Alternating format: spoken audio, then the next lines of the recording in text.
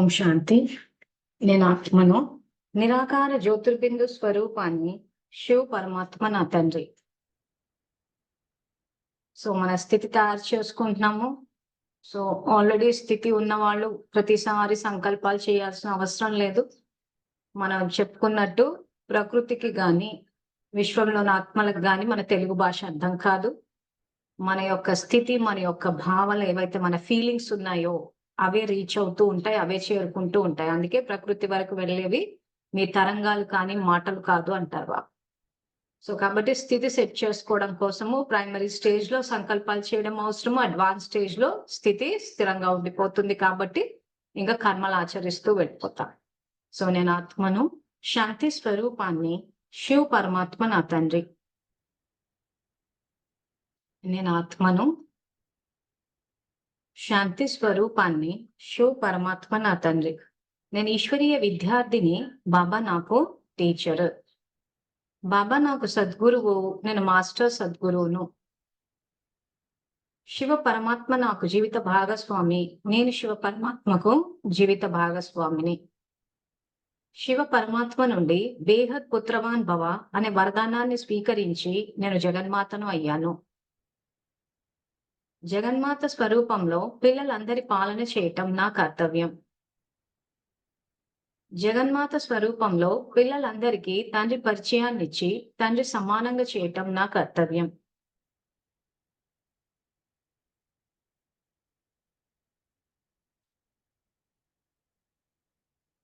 So drama జ్ఞానంలో బాబా ఏదైతే అంతర్ముఖులై రాజయుక్తంగా యోగయుక్తంగా ఉంటే ఫలితం మారుతుంది అంటున్నారు. స్వచింతన చేసుకునేటప్పుడు మాట్లాడేటప్పుడు ఎవరైతే తల్లిదండ్రులు చదివించే వాళ్ళు రాలేదు అని అంటున్నారో, చదివించని తల్లిదండ్రులు ఎందుకు వచ్చారు అనంటే, ఇక్కడ మనం గుర్తు పెట్టుకోవాల్సిన రూల్ ఏంటంటే, వ్యక్తుల్ని ఆధారంగా తీసుకుని సతో ప్రధాన సంస్కారాలు రికార్డ్ చేయలేము. అందుకని బాబా ఏమంటున్నారంటే నన్ను తలుచుకోండి. సో బాబాని ఆధారంగా తీసుకుని సతో ప్రధానత రికార్డ్ చేయొచ్చు. సో ఎగ్జాంపుల్ కి మనం ఏదైతే ఆ పాల విషయం ఇద్దరు అక్కల మధ్య జరిగిన సంఘటన ఉదాహరణగా తీసుకున్నామో, వ్యక్తుల్ని ఆధారంగా తీసుకుంటే అసంతృప్తి రికార్డ్ అవుతుంది, బాబాని ఆధారంగా తీసుకుంటే సంతృప్తి రికార్డ్ అవుతుంది. సింపుల్. అందుకే ఆయన ప్రతిసారి నన్ను తలుచుకోండి అని అంటాడు. అంటే ఆయన ఏదో అందరూ తలుచుకునేసి ఆయన అందరూ ఇంపార్టెన్స్ ఇవ్వాలని ఆ ఉద్దేశంతో కాదు, మన రికార్డింగ్ ప్రాపర్ గా ఉండాలి కాబట్టి. సో ఇప్పుడు స్వచింతనలో ఎవరైతే శవార్థాలు వాళ్ళ పాయింట్స్ చెప్పారో అది యాక్చువల్ కరెక్ట్ రికార్డింగ్ ఎలా చేస్తారో కూడా మనం చెప్పుకుంటున్నాము. సో స్వచింతన అన్నది ఇంపార్టెంట్. సో ఎవరు ఈ ఇంచుమించు సమస్య అందరికి ఉంటుంది కాబట్టి, చదివించే తల్లిదండ్రులు ఎందుకు రాలేదు అని అంటే, మనం రికార్డ్ చేసేటప్పుడు చదివించే తల్లిదండ్రులైన శివబాబాని బ్రహ్మబాబాని ఇక్కడ మాట వినలేదు, తిరస్కరించాము. ఈ రోజు ఆయన అవతరించారు, చదువుకోమని చెప్తున్నారు, మనం చదువుకోవట్లేదు. సో మరి బాబా ఏం చేస్తున్నారు, బాబా ఏం చేస్తున్నారు అని ప్రశ్న అడిగే వాళ్ళందరి ప్రశ్నకి ఇదే సమాధానం. ఆయన మన యొక్క 63 జన్మల దుఃఖాన్ని తీసేసి మళ్ళీ మనం తప్పులు చేసి దుఃఖాన్ని మళ్ళీ జమ చేసుకోకుండా సరి అయిన మార్గం ఏదో చెప్తున్నాడు. మనం ఏమంటున్నామంటే, మేము అన్ని పాపాలు చేసుకుంటూ వస్తాం, మీరు తీసేసేయండి, మళ్ళీ మేము కొత్తగా చేస్తాం, మీరు తీసేసేయండి. ఆ తర్వాత మేము మళ్ళీ చేస్తాం, మీరు తీసేస్తూ పోండి, మేము మళ్ళీ చేస్తాం, మీరు అంటే మేము చేస్తూ పోతుంటే మీరు తీసేస్తూ పోండి. అంతేగాని మీరు మళ్ళీ చదువు చెప్పేసి మార్గం చూపించేసి మమ్మల్ని కరెక్ట్ గా రికార్డ్ చేసుకోమంటే మాత్రం మేము చెయ్యమంటున్నాం. అందుకోసమే అందరికీ ప్రశ్న వస్తుంది, బాబాయ్ ఏం చేస్తున్నాడు, బాబాయ్ ఏం చేస్తున్నాడు. దుఃఖం రిపీట్ అవ్వకుండా సరి అయిన మార్గం చెప్తున్నాడు కదా, శక్తి ఇస్తున్నాడు కదా చేయడానికి. సో ఈ రోజు చదువుకోవడం ఈజీయా, పొద్దంతా కూర్చుని చాకరీ చేయడం ఈజీయా, ప్రతి జన్మలో పైసకి గింజుకోవడం ఈజీయా, ప్రతి జన్మలో కుటుంబ సభ్యులతోటి బంధువులతోటి గొడవలు పడ్డం ఈజీయా, చదువుకోవడం ఈజీయా? ఈ ఈ పరిశీలన చేసుకునేటప్పుడు, జీవితాన్ని భాగ్యాన్ని రచించుకునేటప్పుడు కూడా చెక్ చేసుకోవాలి. ఈ రోజు కుటుంబ సభ్యులతోటి రోజు గొడవలు పడడము, అసంతృప్తికి లోనవ్వడము, అయ్యో నా బతుకు ఇలా అయిపోయిందే అనుకోవడము, అసలు నాకు ఈ జన్మ ఎందుకు వచ్చింది, అసలు నాకు బతకాలని లేదు, నేను వెళ్ళిపోతాను, నేను చచ్చిపోతాను, సూసైడ్ చేసేసుకుంటాను, నాకు ఈ జన్మే వద్దు. ఇలా ప్రతిరోజు అనుకుంటూ బతకడం ఈజీయా ప్రతి జన్మకి? లేదు, ఆయన ఎలాగో మార్గం చెప్తున్నారు. సో దుఃఖం వచ్చింది జీవితంలో, తలుచుకున్నాము, తీసేశాడు. తీసేసి మళ్ళీ ఇటువంటి ఆలోచనలు, ఇటువంటి సమస్యలు మన జీవితంలోకి రాకుండా, ఇదిగో నేను మీకు మార్గాన్ని చెప్తున్నాను. అంతర్ముఖులై రాజయుక్తంగా, యోగయుక్తంగా ఉండి కర్మలు ఆచరించండి, ఫలితం మారిపోతది అంటున్నాడు. సో మనము ఫలితాన్ని మార్చకుండా మీ ప్రతిసారి నేను మీకు చెప్పేస్తాం, మీరు తీసేయండి. సరే మనం చెప్తాం, ఆయనకి తీసేస్తాడు. తీసేసిన తర్వాత మళ్ళీ మనం పాపం పోగేస్తూ పోతున్నాం. మరి ఆ పాపం పోగేసేటప్పుడు గూడా మనము సంతోషాన్ని అనుభవం చెయ్యట్లేదు గదా! తీయడానికైనా తీసేస్తాడు. ఆయన అదే అంటున్నారు, మీరు చెప్తే నేను తీసేస్తాను. కానీ ఈ రోజు మళ్ళీ పాపం జమేసుకుంటూ పోతుంటే, ఆయన చట్టం ఎలా ఉందంటే, ఈ రోజు నేను కోపం తెచ్చుకున్నాను అనంటే అది ఇన్‌స్టంట్ పనిష్మెంట్. కోపం తెచ్చుకున్నామంటే వెంటనే అక్కడ సంతోషం అన్నది పోయింది, ఆరోగ్యం పాడైపోయింది. సో ఇలాంటివి జరిగేటప్పుడు అది మళ్ళీ రిపీట్ కాకుండా నేను మీకు మార్గాన్ని తెలియచేస్తున్నాను, శక్తిని కూడా ఇస్తున్నాను అనంటే మనమే చెయ్యట్లేదు. ఈ పాయింట్ గనక అర్థమైతే భగవంతుడు ఏం చేస్తున్నాడు అన్న ప్రశ్న రాదు. అసలు ఆయనే ఎక్కువ చేస్తున్నాడు, మనం తక్కువ చేస్తున్నాం. కానీ ఏమంటే అక్కడ సోమరితనం డామినేట్ అయిపోతోంది. లక్ష్యం లేకుండా సోమరితనము, నిర్లక్ష్యము. లక్ష్యం ఉంటే లక్షణాలు వస్తాయి అంటాడు. అసలు ఆ లక్ష్యమే లేదసలు. నా జీవితంలో నేను విశ్వమహారాజు, నారాయణుడు అన్న పదవిని పక్కన పెట్టండి కాసేపు. కనీసం దుఃఖం రాకుండా సంతోషమన్నా రచించుకోవాలి. కనీసం పూట పూటకు తిండి దొరికేటట్టు అన్న భాగ్యాన్ని రచించుకోవాలి. తక్కువలో తక్కువ కనీసం. ఈ రోజు పైస పైసకు గింజుకోవాల్సిన అవసరం లేకుండా ఇంట్లో వాళ్ళని అడగడం గాని, లేకపోతే అన్నయ్య జోబుల్లో నుంచి దొంగతనాలు చేయడం గాని, తినాల్సి వస్తే తినే వస్తువులన్నీ చీరల మాటున, చెంగుల మాటున దాచుకుని తినడాలు గాని, ఇలా కనీసం మినిమం తిండన్న వచ్చేటట్టన్న భాగ్యాన్ని రచించుకోవాలి కదా! మనకు కావాల్సినంత డబ్బొచ్చేటట్టన్నా రచించుకోవాలి గదా! అది గూడా లేకుండా తిండి తిండికి ఆలోచించడము, డబ్బు డబ్బుకి చేసేసుకుని ప్రతిదాన్ని సమర్థించేసుకుంటూ వెళ్ళిపోతూ ఉంటే, పోనీ ఇవన్నీ వద్దు, అసలు నాకు ఈ జన్మే వద్దు అనుకుని ఒక ఆలోచన చేస్తే ఏమవుతదంటే, అసలు సృష్టి చక్రంలోకి మొత్తం డ్రామాలో రాము. కానీ యాక్చువల్‌గా రచించిన ప్రపంచం అద్భుతమైన సృష్టి కాబట్టి, ఒక అవకాశం అయితే ఇస్తాడు, ఒక జన్మ అయితే తీసుకుంటాం. పోనీ ఆ రకంగాన్నా అంటే మేము వచ్చేదంతా కష్టపడిపోతున్నాము, మాకు ఈ జన్మే వద్దు. అసలు భగవంతుడు ఎందుకు పంపించాలి అంటే, ఆయన పంపించలేదసలు. ఈ రోజు మనం వద్దన్నా గాని, చెప్పినా గాని, ఇప్పుడు మన సెంటర్‌కెళ్ళిపోతే మాకు దుఃఖం వచ్చేసిందంటే, చాలా మందికి ఇండికేషన్ ఇచ్చాడు ఆయన ఏడ్చినోళ్ళందరికి వద్దని చెప్పి. ఆయన వద్దని చెప్పినా సెంటర్‌కెళ్ళిపోయినాం గదా! మాలాంటోళ్ళు యూట్యూబుల్లో ఫోటోలు తీసి మరీ చెప్పినా గాని, ఇంతమంది చెప్తున్నారు. ఒక పక్క భగవంతుడు చెప్తున్నాడు, ఒక పక్క మేము చెప్తున్నాము, ఒక పక్కన ధర్మరక్షా సమితిలు యూట్యూబ్ ఛానెల్‌లు పెట్టి మోసాలు జరిగిపోతున్నాయి. ఇంతమంది మొత్తుకుంటుంటే కూడా మనమే వెళ్ళిపోతున్నాం గదా! సో, పరంధామం నుంచి కూడా ఆయన వద్దన్నా మనమే వచ్చాం. ఆయన పంపించలేదు. మనమే వచ్చాం గాబట్టి, ఇదెట్లా అంటే పిల్లల్ని పట్టుకొని కూర్చోబెట్టినాడు. పిల్లల్ని ఇంట్లో పట్టుకొని కూర్చోబెడుతుంటే కూడా మాటి మాటికి వెళ్ళిపోతూ ఉంటారు చూసారా? ఆ చిన్నప్పటి నుంచి ఏం చేస్తారంటే ఇంట్లో పిల్లలు గుమ్మం దాటి వెళ్ళిపోతారని చెప్పి ఒక చిన్న ఇది ఏదో ఒక 3 అడుగులది ఒకటి కట్టి పెట్టేస్తారు వాళ్ళకి దూకకుండా, వెళ్ళకుండా. ఓ స్టేజ్ వాళ్ళు పెద్దగా అయిపోయిన తర్వాత ఏం చేస్తారు ఇంకా కాళ్ళు లేపి ఆ 3 అడుగులది ఏదైతే వీళ్ళ చిన్న గేట్ లాగా పెడతారో అది కూడా పెద్దగా అయిపోయాక అది కూడా దాటేస్తూ ఉంటారు. ఇంకా అప్పుడు తలుపులు మూసేయడాలు, కట్టేయడాలు, పట్టుకోవడాలు, చేయడాలు ఇవన్నీ చేస్తున్నా అంటే ఏంటి ఆత్మగా ఏదో చెయ్యాలి, తిరగాలి, పెట్టాలి అన్న ఆ చంచలత్వం, ఆ కుతూహలం. సో, ఆ కుతూహలం కొద్దీ అలా చేస్తూ ఉంటారు. అంతేగాని తల్లిదండ్రులు రోడ్డు మీదకి వెళ్ళిపోతాంటే వెళ్ళిపో అని అనేయం గదా! ఇది అంతే. ఆయనేం పంపలేదు సృష్టిలోకి. మనం ఏంటంటే ఆయన ఏది చెప్తే దానికి స్ట్రెయిట్‌గా అపోజిటే ఆయన ఏదైతే వద్దంటాడో అదే చేస్తామంట. సో, మనమే అన్ని చేసుకుంటున్నాం గదా! సో, ఎలాగో వచ్చారు కాబట్టి ఇది జీవన విధానం అని చెప్తున్నాడు. ఈ రకంగా మీరు జీవించాలి. సో, జీవించడానికి మొట్టమొదటి సూత్రం ఏం చెప్తున్నాడు? ఆత్మ అన్న స్థితి ఇస్తూ ఉండండి, ఇస్తే తిరిగొస్తది. ఆ ఇవ్వడం అన్నదే చేయలేదక్కడ. ఆయన ఇచ్చేసాడు మనకి అన్ని ప్రాప్తులు ఇచ్చేసాడు. కానీ పోగొట్టుకుంటున్నాం. సో అందుకే మీకు ప్రాక్టికల్ ఎగ్జాంపుల్స్ వేసి చెప్తున్నాము. సో ఇంకా ఈ రోజు నుంచి సబ్జెక్ట్ అర్థమైతే భగవంతుడు ఏం చేస్తున్నాడని ప్రశ్నించకుండా నేనేం చేస్తున్నానని ప్రశ్నించుకో. మనమే వస్తున్నాము, మనమే ఆయనకి వ్యతిరేకంగా వెళ్తున్నాము.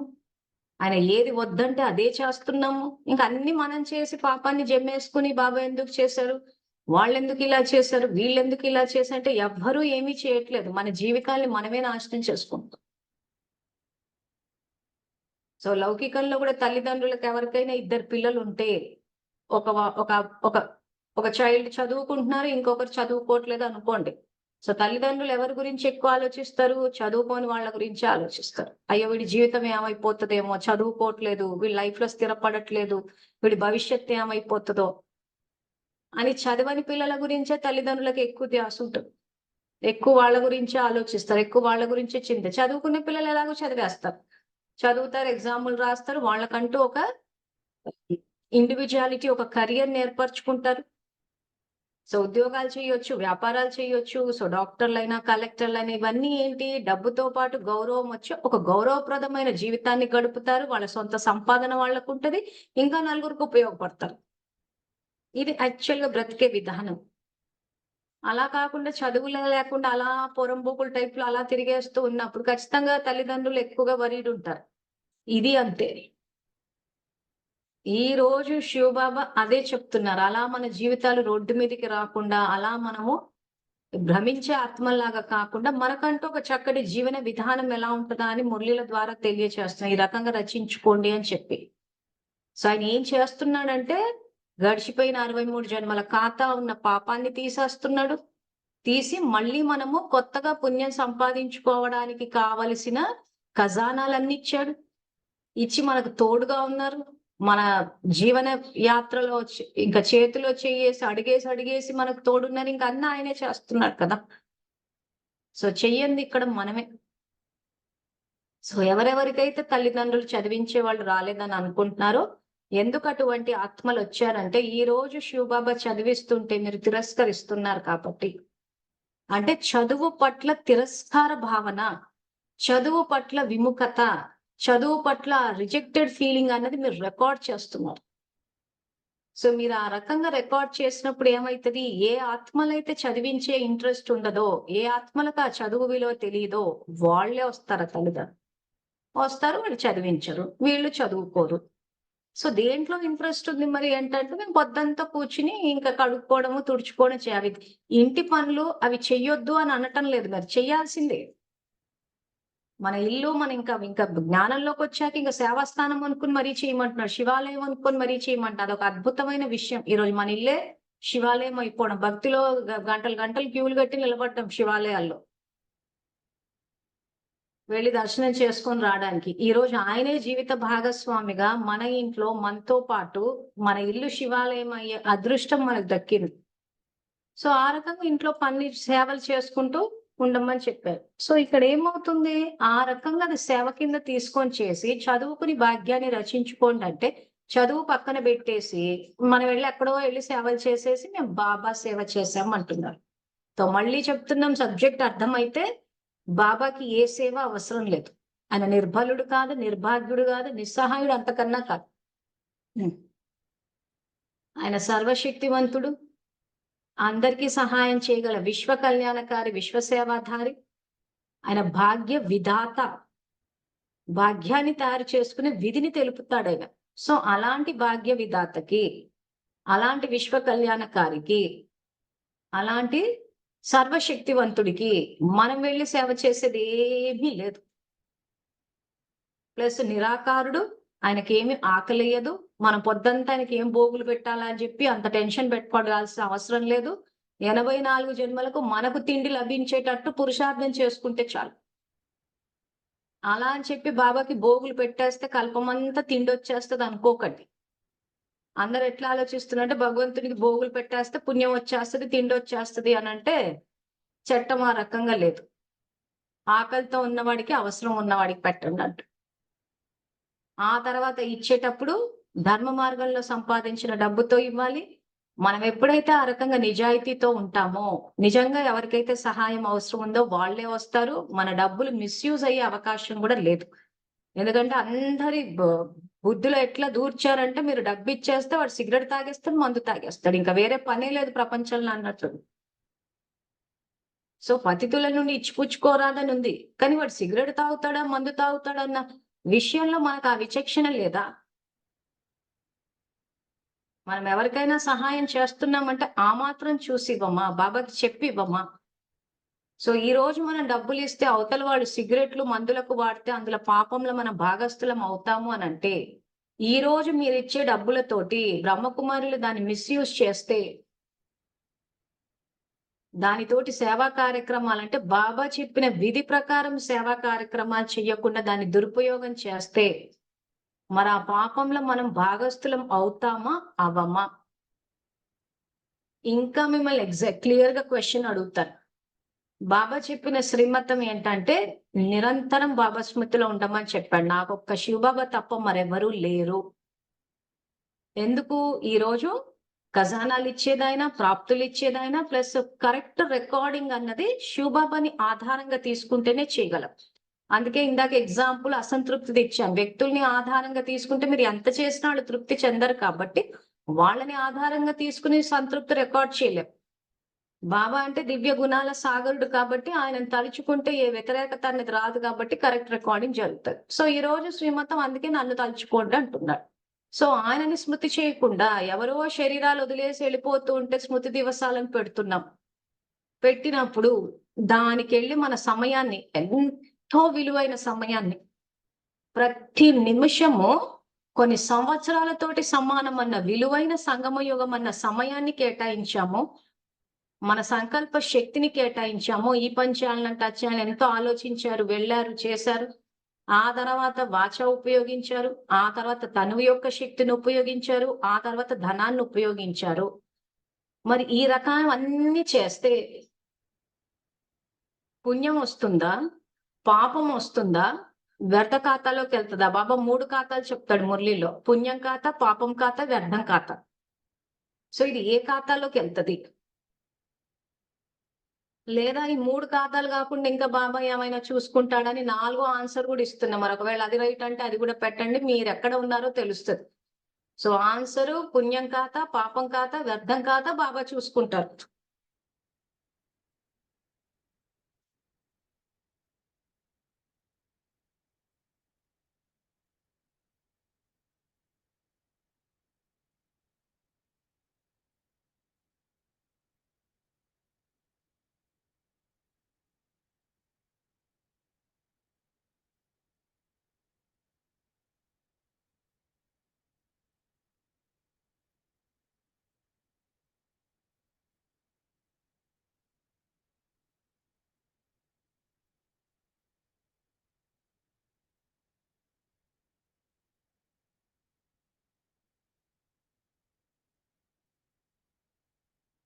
సో యాక్చువల్‌గా ఆన్సర్ వ్యర్థ ఖాతానే.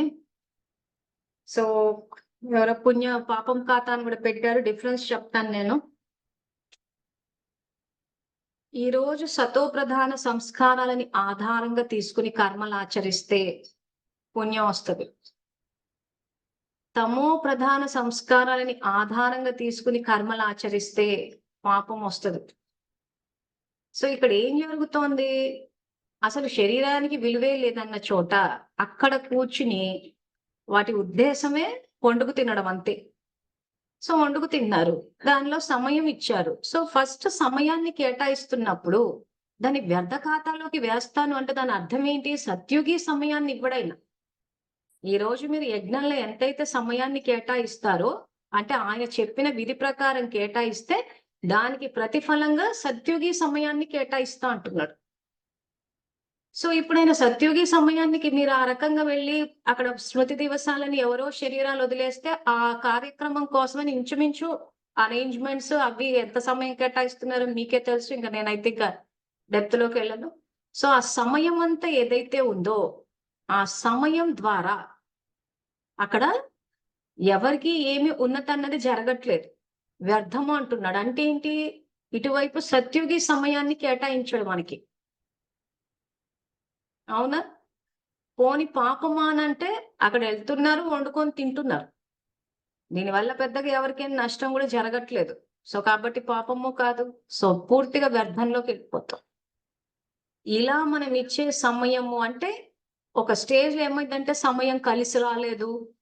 మేము ఎన్నో పనులు టేకప్ చేసినాం గానీ మాకసలు కాలం కలిసి రావట్లేదు. అంటే ఎందుకు కాలం కలిసి రావట్లేదు? నువ్వు కాలాన్ని కరెక్ట్‌గా ఉపయోగించుకోవట్లేదు గదా!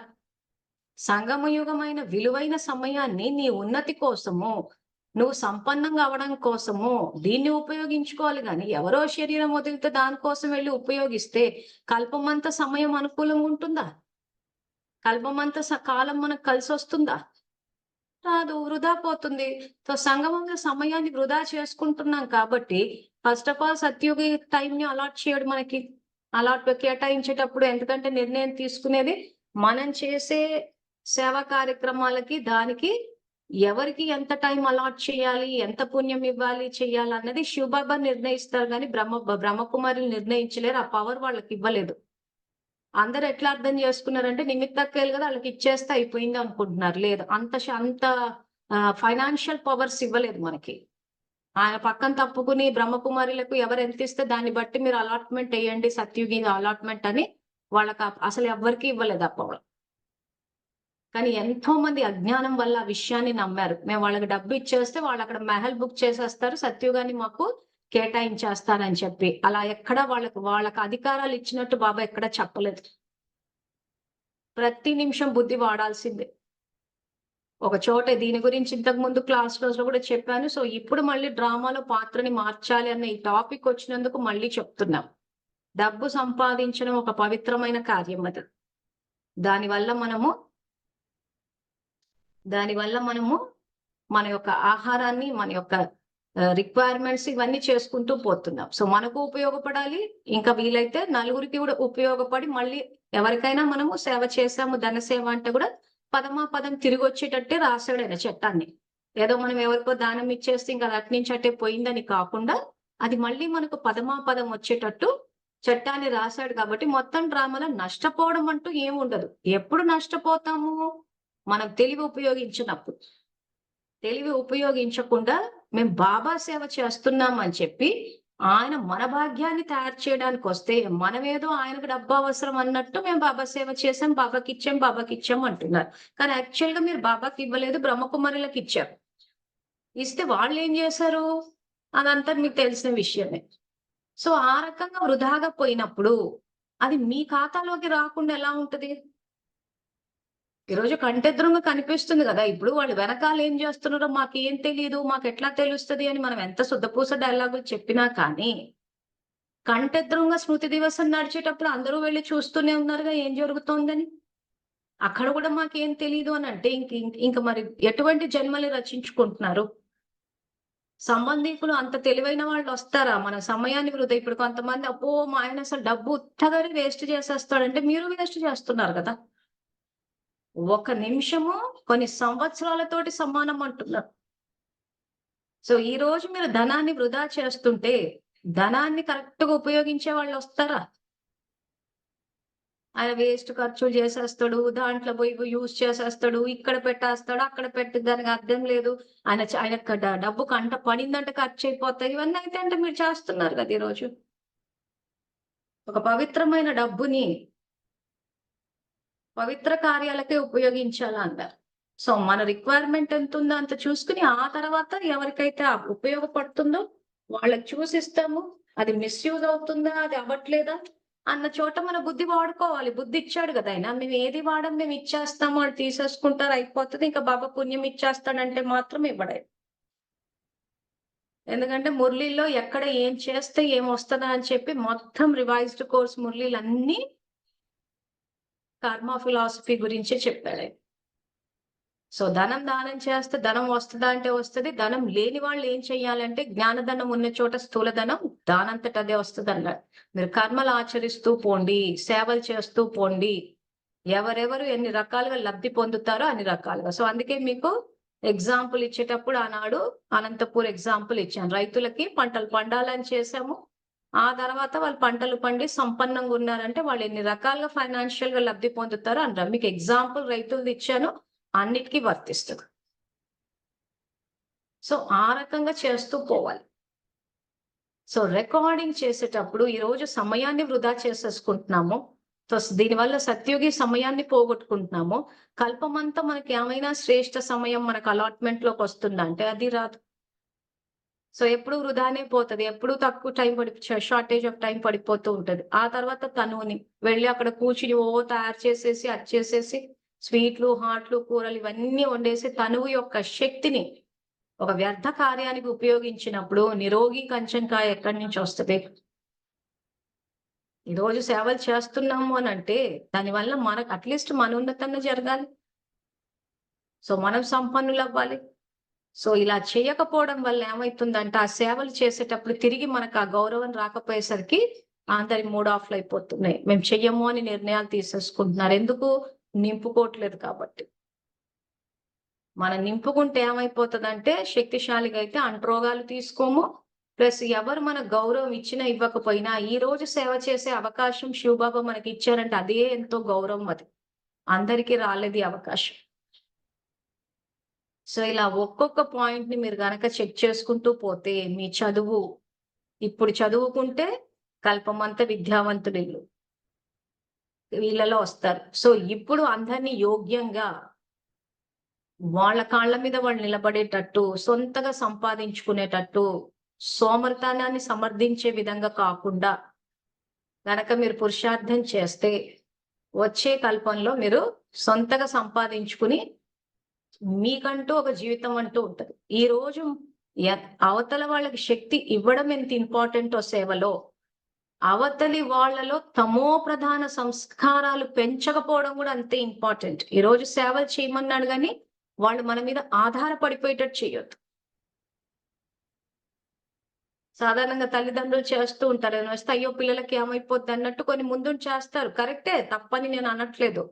ఆ పిల్లల్ని షీల్డ్ చేయడము అంటే అంటే వాళ్ళకి ఎందుకులే ఆ కష్టము అన్నట్టు కొన్ని చేస్తారు, మంచి ఉద్దేశమే. కానీ వాళ్ళ యొక్క గ్రోత్‌ని ఆపొద్దు. వాళ్ళలో ఉన్న పొటెన్షియల్, ఆ శక్తి సామర్థ్యాలు ఏవైతే ఉన్నాయో సమస్యల్ని పరిష్కరించుకోనే ఆ యొక్క గుణం ఏదైతే ఉందో అది పెంపొందించేటట్టు చూడాలంటే వాళ్ళకి ఆ సమస్యలు వచ్చినప్పుడు అది ఎలా పరిష్కరించుకోవాలో చెప్పాలి. వాళ్ళకి సపోర్ట్‌గా మనం నిలబడాలి. ఇప్పుడు చేస్తున్న శివబాబా పద్ధతి అదే.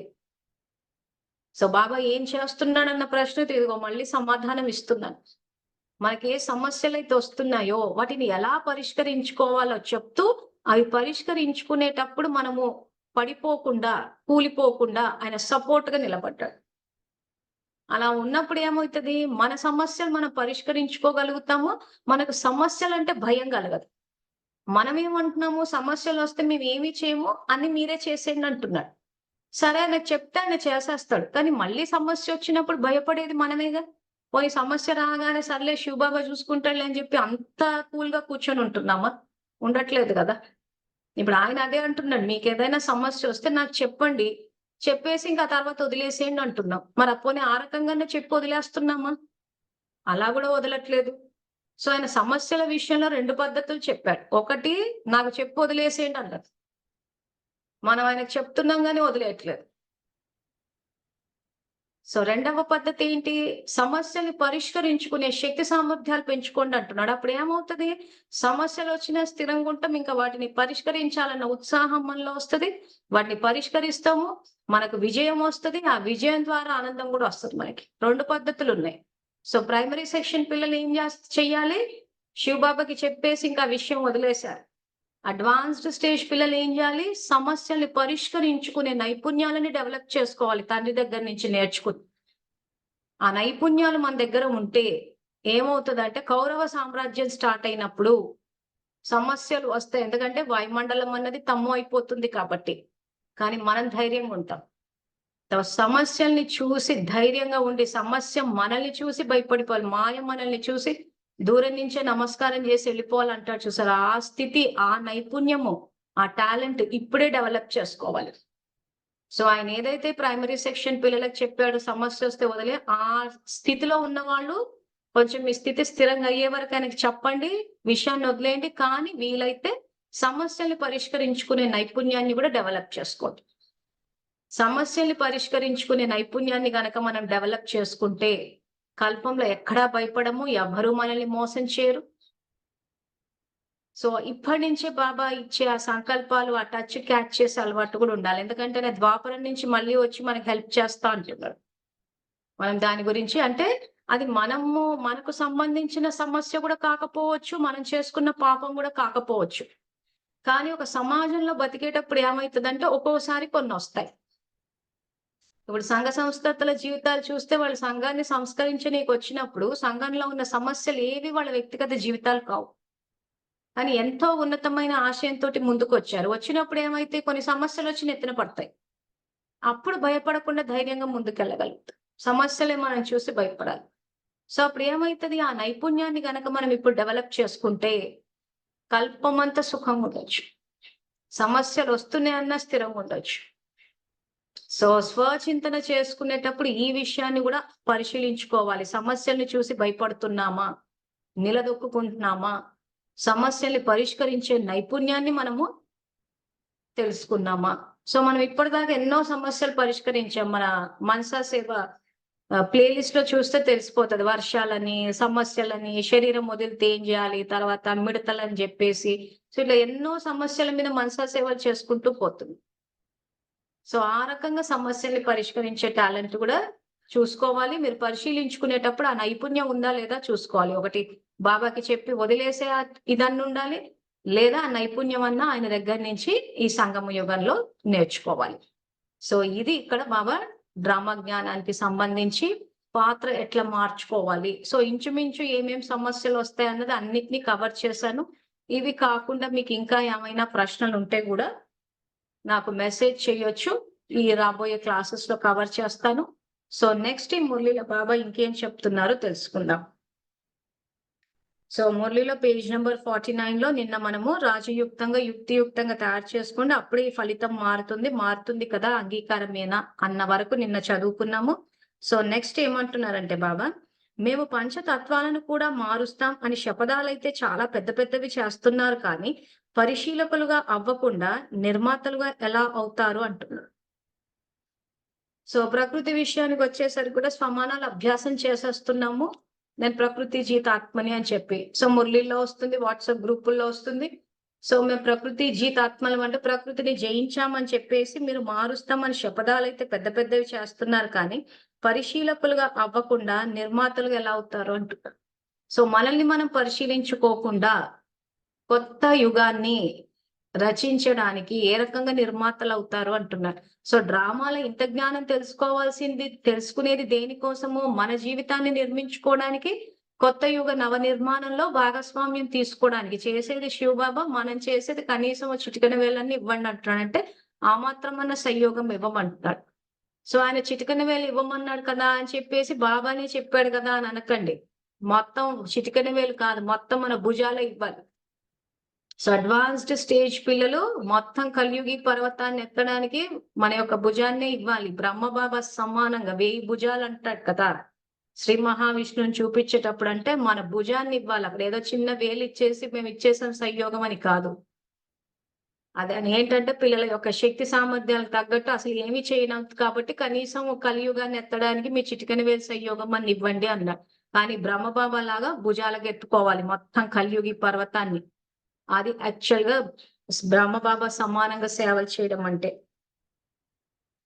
సో కాబట్టి నిర్మాతలుగా ఎలా అవుతారు? ఇప్పటి నుండి ఫిర్యాదులన్నీ సమాప్తం అయిపోవాలి. ఇప్పటి నుండి బలహీనతలన్నీ వదిలిపోతాయి. అంతిమం వరకు ఇవి ఉండవు అని భావించేవారు చెయ్యెత్తండి అంటున్నాడు. సో ఫిర్యాదులన్నీ సమాప్తి అయిపోవాలంటే మీ పురుషార్థంలో రోజు చెక్ చేసుకోవాలి. నేను ఫిర్యాదులు చేస్తున్నానా? సమాప్తి చేసి ఆ పరిస్థితి ఎందుకు వస్తుందని చెప్పి పరిశీలించుకుంటున్నాను. అందుకే ముందు వాక్యాలు ఏమంటున్నారు? అసలు మీరు పరిశీలించకుండా నిర్మాతలుగా ఎలా అవుతారు అంటారు. సో పరిశీలించుకుంటే ఏమవుతుంది? ఫిర్యాదులు తగ్గిపోతాయి.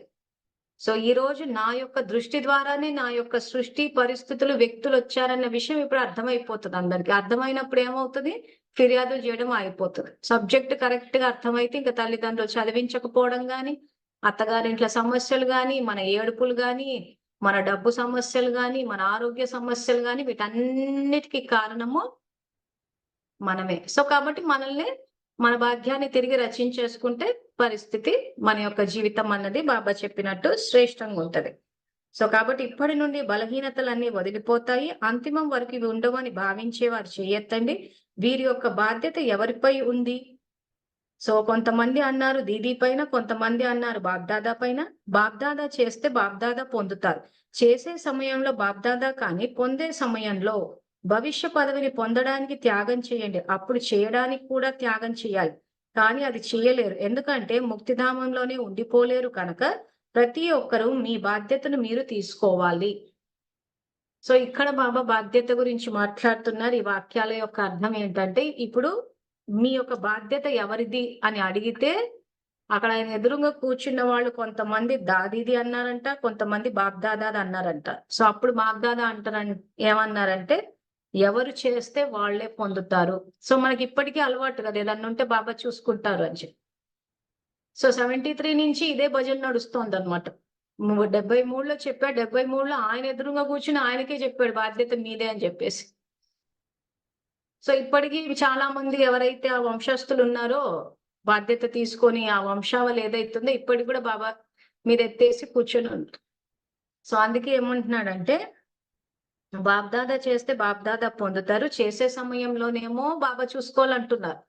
పొందే సమయంలోనేమో మాకు రావాలి అని అంటున్నాడు. అందుకే ఇక్కడ ఏమంటున్నారంటే, ప్రతి ఒక్కరు మీ బాధ్యతను మీరు తీసుకోవాలి.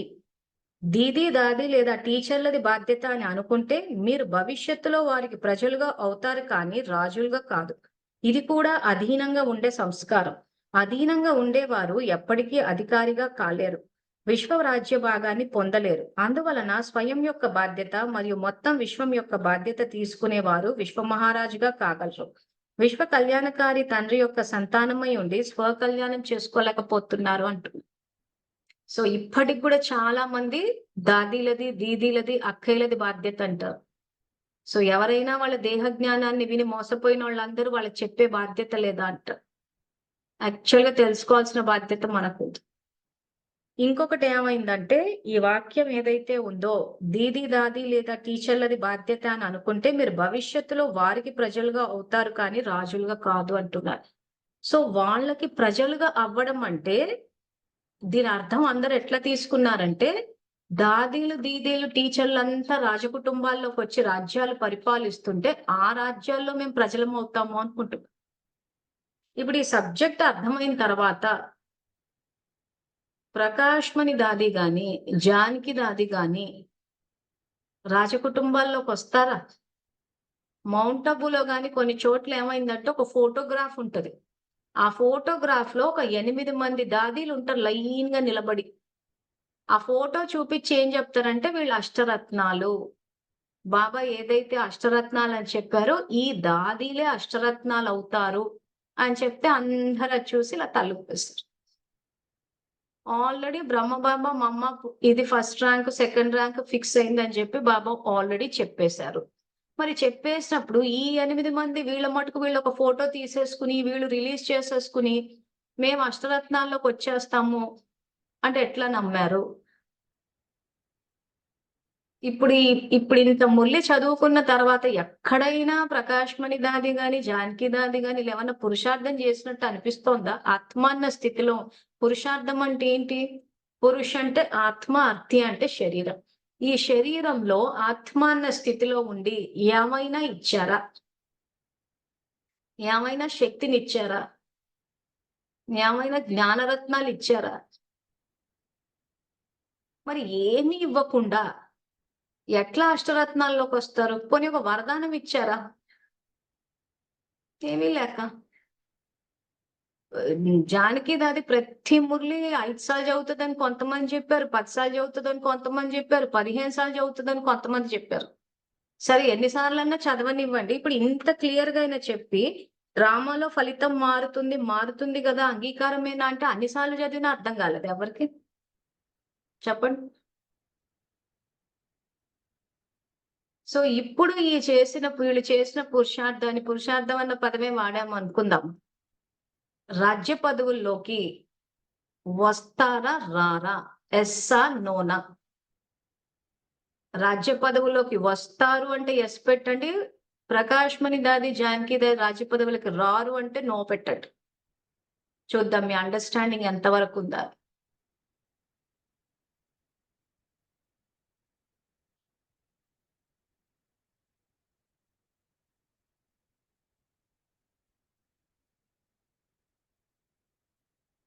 సో వాళ్ళు ఇప్పుడు రారన్న విషయం అయితే మీకు అర్థమైంది కాబట్టి, సో ఇంకా అందుకే బాబా నంబర్ ఫిక్స్ అవ్వలేదు అంటాడు. ఇప్పటికీ మొదటి పాఠంలో అందరూ ఫెయిల్ అయ్యారు అని అనడానికి కారణం అదే ఆయన. ఎందుకంటే ఆత్మ అన్న స్థితిలో ఉంటే సహజంగా ఇవ్వాలనిపిస్తుంది. సహజంగా అందరికీ స్నేహం ఇవ్వాలనిపిస్తుంది. స్నేహము సంయోగం ఇవ్వడం అంటే ఏదో కనిపించగానే వాటేసుకుని తిలకాలు పెట్టేసుకుని చెమ్మచెక్క డాన్స్లు వేసుకోవడం కాదు. భోగులు పెట్టేసి. ఎందుకంటే మౌంట్ అబులో చూస్తుంటాం కదా, దాదీలు వాళ్ళు వీళ్ళు ఎవరైనా కలిశారు అని అంటే వెంటనే వాళ్ళని ఇలా పట్టేసుకుంటారు. ఆ తర్వాత జానకి దాది ఎప్పుడు చూసినా ఇలా చెమ్మచెక్క ఆడుతూ ఉంటది. ఇది కాదు స్నేహము సంయోగం అంటే. వాళ్ళ ఉన్నతి కోసం పాటుపడాలి. లేదా గరిటె తిప్పేస్తూ ఉంటారు. ఎక్కడ చూసినా మెజారిటీ బ్రహ్మకుమారులు పెద్ద పెద్ద దాదీలను చూస్తే చేతులు పట్టుకోవడం, వాటేసుకోవడం, చెమ్మచెక్క ఆడుకోవడము, గరిటెలు తిప్పడం తప్పితే ఏం కనిపించదు. లేదా జస్ట్ ఒక భంగిమ ఇలా ఆశీర్వాదం ఇస్తున్నట్టు. వీటికి మార్కులు అయ్యాడు శివబాబా. స్నేహము సంయోగం ఇవ్వడము అనంటే వాళ్ళ ఉన్నతి కోసం పాటుపడాలి. వాళ్ళని యోగ్యంగా చేయాలి. వాళ్ళని ముందుకు తీసుకెళ్ళాలి. బ్రహ్మబాబా లాగా అందరిని ముందు పెట్టి అందరికీ అవకాశాలు ఇవ్వాలి. మనమే స్టేజ్ లో ఆక్యుపై చేసుకొని కూర్చోవద్దు. సో మొత్తం ఎవ్వరికి అవకాశం ఇవ్వకుండా మేమే స్టేజ్ లో ఆక్యుపై చేసుకొని కూర్చుంటామంటే అసలు బ్రహ్మబాబా ఎక్కడ ఉన్నట్టు, మనం ఎక్కడ ఉన్నట్టు. సో పొద్దంతా కూర్చుని వండుకు తినండి అని వంటల మీదే ఫోకస్ పెట్టేశారంటే మరి అంత వండుకు తిని అంత సమస్యలు ఎందుకు ఫేస్ చేశారు? ఎందుకు అన్ని తిరుగుబాట్లు వచ్చాయి? సో ఇవే ఆలోచించాల్సిన విషయాలు. ఆలోచించి వాళ్ళు చేసిన తప్పేదైతే ఉందో మనం చేయకుండా ఉండాలి. వాళ్ళని ఫాలో అవ్వకుండా ఎంత బాబా గౌరవం అంతవరకు ఇచ్చి వదిలేసి బ్రహ్మ బాబాని ఫాలో అవ్వడం అలవాటు చేసుకోవాలి. బ్రహ్మబాబా జీవన విధానం మన జీవన విధానం అవ్వాలి. అప్పుడు కరెక్ట్ రికార్డింగ్ వస్తుంది. మనం ఏంటంటే వాళ్ళు చేశారని చెప్పేసి చెప్పేసామంటే బాబా నిమిత్తం చేసేసారు. మురళిలోనే ఉంది అంటున్నారు. ఇంకా మేము ఏదైనా మాట్లాడితే ఇంకా మురళి తీసి చూపిస్తున్నాడు. బాబానే చెప్పాడు కదా, నిమిత్త అక్కయ్యలు, నిమిత్త దాదీలు.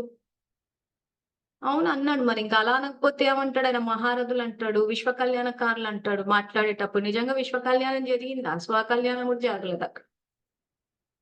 అదే చెప్తున్నాడు ఆయన ఇక్కడ. విశ్వ కళ్యాణకారి తండ్రి యొక్క సంతానమై ఉండి స్వకళ్యాణం చేసుకోలేకపోతున్నారు అంటున్నాడు. పుస్తకాలు ఉన్నవాళ్ళు ఒకసారి కళ్ళతో చూడాలి. 73లో కూడా ఇంకా స్వకళ్యాణం జరగట్లేదు అని అంటే అక్కడ చెయ్యట్లేదని ఎందుకు ఇంత క్లాస్ తీసాడంటే అక్కడ సరిగా చెయ్యట్లేదు కాబట్టి.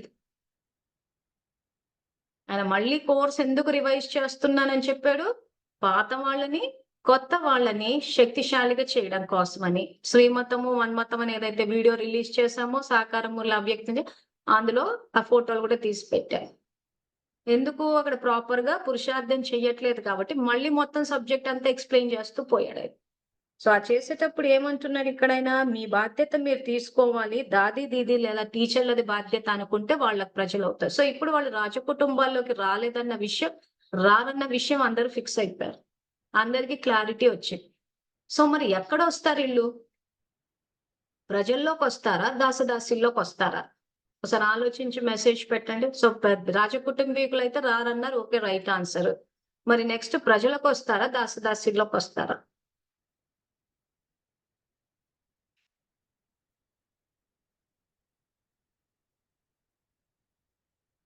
ఈ విషయం మీకు ఎందుకు తెలిసి ఉండాలి అని అంటే మీరు ఇంక ఇప్పటి నుంచి బ్రహ్మబాబాని ఫాలో అవ్వాలి.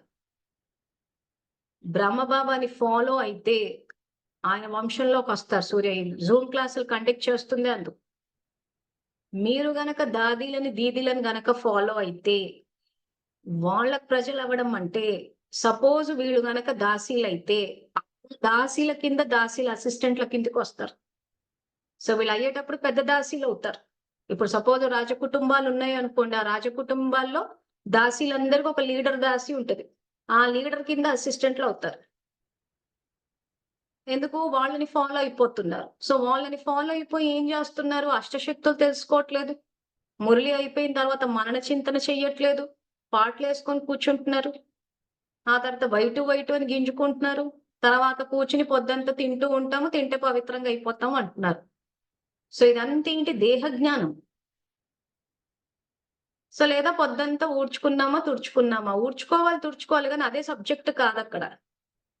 ఎందుకు ఈ భ్రమకు అంత నీట్‌నెస్ అని చెప్పి ఎప్పుడు ఊడ్చామా, తుడిచామా చేసంటే కల్పమంతా అదే పని చేశారు కాబట్టి దాని మీదే వాళ్ళకి ఫోకస్ ఎక్కువుంటది. సో ఇల్లు శుభ్రం చేసుకుంటాము, మనసుని శుభ్రం చేస్తాము, వాయుమండలాన్ని శుద్ధి చేస్తాము, చదువు మీద ఫోకస్ పెడతాం. సో ఈరోజు అసలు బ్రహ్మకుమారులు చదువు మీద ఫోకస్ పెట్టారా అంటే ఏం సమాధానం ఇస్తారు? వాళ్ళు బాబా చెప్పిన జ్ఞానం మీద ఫోకస్ పెట్టారా? పెట్టలేదా? సో లేదు అంటున్నాం. మరి చదువు మీదనే ఫోకస్ పెట్టనప్పుడు, మనం ఒక 8 మందిని నిలబెట్టేసి, నా వాళ్ళందరిని నిలబెట్టేసి, ఇదిగో మేమంతా వచ్చేస్తున్నాం అష్టశక్తి, అష్టరత్నాల్లో కంటే అయిపోతుందా? సో ఇప్పుడు ఆల్మోస్ట్ ఎండింగ్‌కొచ్చేసింది గాబట్టి, వాళ్ళ టెన్యూర్ గడిచిపోయింది కాబట్టి, ఇప్పుడు సబ్జెక్ట్ ఏంటో మీకు తెలిసింది గాబట్టి, ఇప్పుడు గనక మీరు చేస్తే ఖచ్చితంగా పొందుతారు. ఇప్పటి వరకు సీట్లు ఫిల్లప్ అవ్వలేదన్న విషయం మీకు అర్థమై ఇప్పుడు ఈ రకంగా పురుషార్థాలు చేస్తే ఆయన ఎట్లా పాస్ చేస్తాడు? ఎవరిని అష్టశక్తులు చెప్పలేదు. కనీసం ఒక వరదానం ఇవ్వాలని చెప్పలేదు. ఏమి చెప్పంది ఎవరు చెయ్యనప్పుడు, మరి ఎవరికన్నా ఇస్తాడు? అందుకే ఫైనల్‌గా డ్రామా అయ్యేసరికి 8 మందికొచ్చింది సర్టిఫికేట్. అంటే ఇప్పటికి అవకాశం ఉంది అని చెప్పడం కోసం ఇదంతా చెప్పాను. ఎందుకంటే నాకు తెలిసి చాలా మంది వాళ్ళు వచ్చేసారు ఆ పోస్ట్‌లో కన్నా భ్రమలో బతుకుతున్నారు. కానీ కరెక్ట్‌గా మురళి వేసుకొని చూస్తే ఏం పురుషార్థం చేశారు? ఎవరికన్నా ఒక సంకల్పం ఇచ్చారా? ఒక వరదానం ఇచ్చారా? ఒక శక్తినిచ్చారా? ఏమీ లేదు. ఇంకా వాళ్ళకి ఆరోగ్యాలు బాగాలేకపోతే సకాష్ ఇవ్వండి అని చెప్పి కొంత భాషని హైయర్ డిగ్రీలోకి తీసుకెళ్లారు. సకాష్ అని చెప్పి. చాలా మటుకు మురళీలైతే కనిపించదు ఆ పదం. ఎక్కువ మటుకు శక్తి, శక్తి అనే వస్తూ ఉంటది. సో వాళ్ళ ఆరోగ్యాలు బాగోలేకపోతే మన నుంచే తీసుకున్నారింకా. మరెందుకు బాబా నుంచి తీసుకోలేకపోయారు? వాళ్ళ పేర్లు ఎదురుంగా రాసుకునేటప్పుడే రాజయోగిని జానకి దాది, రాజయోగిని ప్రకాష్‌మణి దాది అని వాళ్ళ పేర్ల ముందే రాజయోగులైనప్పుడు, రాజయోగులకు సాధారణ విద్యార్థుల నుంచి సకాష్ తీసుకోవాల్సిన అవసరం ఏమొచ్చింది? రాజయోగులంటే ఎవరు? కర్మేంద్రియాల మీద రాజ్యం చేసేవారు. తిరిగి విశ్వానికి ఇచ్చేవాడు. సో, అటువంటి పేర్ల ముందు మౌంట్ ఆబూలో పెద్దవాళ్ళు ఎవ్వరినన్నా చూడండి పేరు ముందు రాజయోగిని అని ఉంటది. మరి రాజయోగులై ఉండి, రాజయోగులు కాని వాళ్ళ నుంచి మా ఆరోగ్యాలు బాగలేవు. మీ శక్తినివ్వండి, శక్తినివ్వండి అని తీసేసుకోవడం ఏంటి సకాష్‌ని వీళ్ళు వెళ్లి ఇస్తున్నారు గూడా. వాళ్ళే అక్కడ ఉండి ఏమి కనెక్ట్ కాలేదమ్మంటున్నారు. వీళ్ళు కనెక్ట్ అవుతున్నారో లేదో తెలీదు. హ్మ్. వీళ్ళు పోయి వాళ్ళే ఇంత చేసి ఆరోగ్యాలు చెడగొట్టుకున్నారు. వీళ్ళెళ్ళి ఆళ్ళ ఆరోగ్యాన్ని బాగు చేస్తారంట. ఎట్లా చేస్తారు ఆరోగ్యాలు బాగు అనంటే వెళ్లి పాటలేసుకొని కూర్చొని బాగు చేస్తాం అంటున్నారు. అసలు కొత్తలో కన్‌ఫ్యూజ్ అయ్యి ఇదే నేను ఎట్లెట్లా ఆరోగ్యం బాగవుతదబ్బా అని చెప్పి ఏం చేస్తున్నారు ఇంతకి? మీరేం ఆలోచిస్తున్నారు లోపల నాకప్పుడు తెలీదు గదా! ఏం ఆలోచిస్తున్నారంటే, ఆ జానకి దండికి ఆరోగ్యం బాలేదంట కూర్చోండి అని జెప్పారు. అందరూ ఒకటే సంకల్పం చేశారు. జానకి దండికి ఆరోగ్యం బాలేదని చెప్పి. అంటే ఏంటి ఉన్న ఆరోగ్యాన్ని పడేసి కూర్చున్నారు. ఆమె మటుకు ఆమె బాబా కనెక్ట్ అయిన అయిపోయేదేమో. మంచిగున్న దాన్ని కూర్చోబెట్టి తర్వాత సబ్జెక్ట్ అర్థం చేసుకుంటే ఉన్న ఆరోగ్యం చెడగొట్టిందేమో అనిపించింది. ఎందుకంటే ఎవరికీ తెలీదు. పాటలు నడుస్తూ ఉన్నాయి.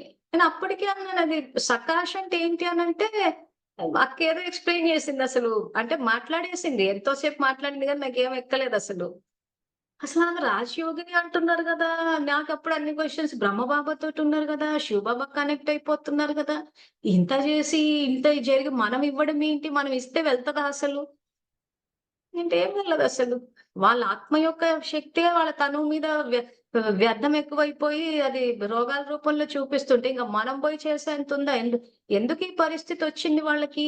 ఎవరికీ వాళ్ళు నేర్పలేదు కరెక్ట్ పద్ధతి.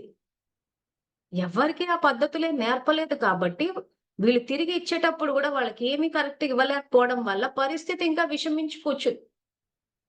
అదే నేర్పించేటప్పుడు వీళ్ళు గనక ఈ జానకి దాది, ప్రకాష్ మహద్ వీళ్ళంతా నేర్పించేటప్పుడు ఎవరికైనా ఆరోగ్యం బాలేకపోతే వరదానాలివ్వండి, శక్తినివ్వండి, దీని అసలు పద్ధతి ఇది అని గనక వాళ్ళు నేర్పించి ఉండి ఉంటే, పోనీ ఏ కారణం చేతన్నా వాళ్ళు సిక్కయితే ఈ విద్యార్థులు కరెక్ట్‌గా చేసుండేవాళ్ళు. సో, వాళ్ళు నేర్పించలేదు అందరిని అజ్ఞానంలో పెట్టారు కాబట్టి, అదే అజ్ఞానం తిప్పికొట్టిందాళ్ళకి. సో, ఎవ్వరికీ ఏం తెలియకుండా పోయింది. ఇంక అలా కూర్చున్నారు, అలా పాటలేసుకున్నారు. సకాషే లేదు. సకాష్ వెళ్తోందంటే అది ఎట్లా వెళ్తోందో తెలీదు.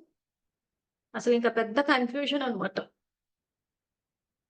సో కాబట్టి ఇప్పుడు ఇవన్నీ తెలుసుకుని మనకు అవకాశం ఉందన్న విషయం మీకు గనక అర్థమైతే నిన్నటి క్లాస్‌ని మళ్ళొక్కసారి రివైజ్ చేసుకోండి. మీరు ప్రతిజ్ఞ చేస్తే స్వరూపంగా అయిపోతారు.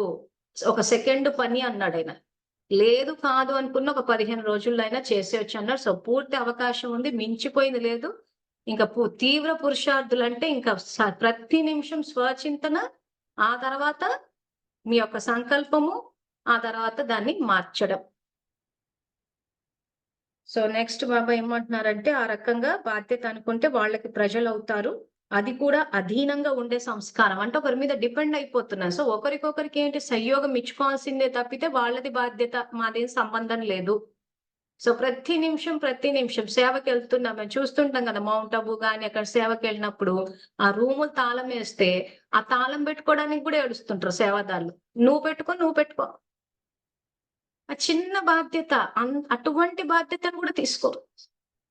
మేమెప్పుడు ఇలా చేతులు ఖాళీగా పెట్టుకొని తిరుగుతాం. ఎందుకంటే మాకసలు ఇంకా ఏ బరువు వద్దనమాట. ఏ బాధ్యత తీసుకోము మేము. సో నువ్వు పెట్టుకో. పోతే వాళ్ళ కోసం అంటూ ఒక నీళ్ళ బాటిలు మోసుకెళ్లరు. ఎందుకంటే అది కూడా ఎప్పుడు మేము చేతులు ఖాళీగానే ఉంటామంటారు. సో కనీసం వాళ్ళ కోసము తీసుకోరు. ఇంకా ఇతరుల సేవ అయితే ఇంక అసలు మర్చిపోతాం. ఇప్పుడు ఇట్లాంటోళ్ళంతా మాకు అన్ని ప్రాప్తులు వచ్చేలా అంటున్నారు. కనీసం ఓ చిన్న తాళం పెట్టుకొని, కనీసం ఓ నీళ్ళ బాటిల్ కూడా మోయనోళ్ళంతా. సో ఈ రకంగా మీరు ఒక్కోటి చెక్ చేసుకుంటూ పోతే, మీలో గనక బాధ్యత అన్న సంస్కారం ఉంటే, మీ సమీప సంబంధీకులు కూడా బాధ్యత తీసుకునే వాళ్ళే ఉంటారు. సో ఎవరెవరైతే పరిశీలన చేసుకునేటప్పుడు, మా వాళ్ళు బాధ్యత తీసుకోరు, మా వాళ్ళు చెప్తే వినరు, మా వాళ్ళు పట్టించుకోరు అనంటే లోతుల్లో చెక్ చేసుకోండి. ఆ సంస్కారాలు మీలో కూడా ఉంటాయి. ఒక సెకండ్ కొన్ని సంవత్సరాలతో సమానం అంటున్నాడు. సో ఎన్ని సెకండ్లు, ఎన్ని నిమిషాలు మీరు బాధ్యతతోటున్నారు. అన్ని జన్మలు బాధ్యతతోటి ఉండే జన్మలు మీకొస్తాయి. సమీప సంబంధీకులు కూడా బాధ్యతతో ఉండేవాళ్ళొస్తారు. మీరు ఇక్కడే చిన్న తాళం చెవుల దగ్గర, లగేజులు మోసే దగ్గర, వాటర్ బాటిల్ మోసే దగ్గరనే సంబంధాలు లేనట్టు నిల్చొని కూర్చుని, అంత మన బాధ్యతను నెత్తినెత్తేసుకునే సంబంధీకులు రమ్మంటే మాత్రం రారు. ఈ విషయంలో క్లారిటీ చాలా అవసరం. తర్వాత అధీనంగా ఉండేవారు ఎప్పటికీ అధికారిగా కాలేరు. విశ్వరాజ్య భాగాన్ని పొందలేరు. ఇంకా బాబా చెప్పే జ్ఞానం అంతా రాజకుటుంబీకులకే చెప్తున్నారు. అందుకే క్లాస్ స్టార్టింగ్ లో అదే చెప్పాను. విశ్వ మహారాజు అవుతారా అవరా తర్వాత సంగతి, కనీసం జీవితంలో దుఃఖం లేకుండా సంబంధాల పరంగా, ధనం పరంగా, దైవీ గుణాల పరంగా సంపన్నంగా ఉండేటట్టన్నా రచించుకుంటే హ్యాపీగా బతికేయచ్చు. అందువలన స్వయం యొక్క బాధ్యత మరియు మొత్తం విశ్వం యొక్క బాధ్యత తీసుకునే వారే విశ్వ మహారాజుగా కాగలరు అంటున్నారు.